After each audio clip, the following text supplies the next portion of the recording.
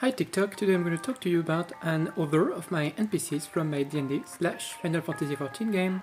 His name is Baldred. He is a 30-something human who spent his life studying the healing arts, and especially healing through conjuring spirits, so he conjures carbuncles and fairies mostly.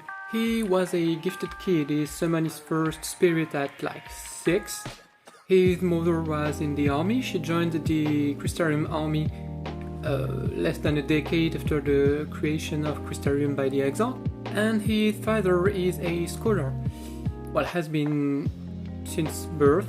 He loves reading. He spends most of his time in the library, and that's his father who gave Baldred his love of ancient texts, reading, and the healing art. Baldred learns about the basic healing magic, conjuring spirits, and science while touring Northrend, the country, and occupying different posts all over the continent. He worked as a doctor in the army, in Crystarium army.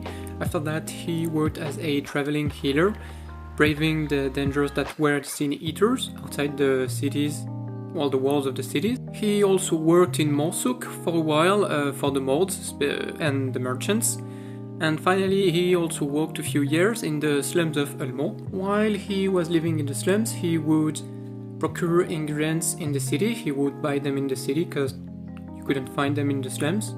Well, not legally. And while he was in Ulmo, he started developing a taste for adult entertainment. He studied drugs his whole life, but he had never tested any, so he just started doing drugs, basically. And he also became very active in the nightlife, especially at a club that's called the Beehive, which is a strip club in Ulmo that's very well known, and its clients are somewhat shady as well, yeah. He never stopped working as a healer though, and while he came back to live in Crystarium for a while, he would pop into the Beehive in Ulmo whenever he was on a mission in Ulmo. My players sought his help to resurrect one of their friends, and he gladly helped them against a service that was to be reclaimed when the time comes.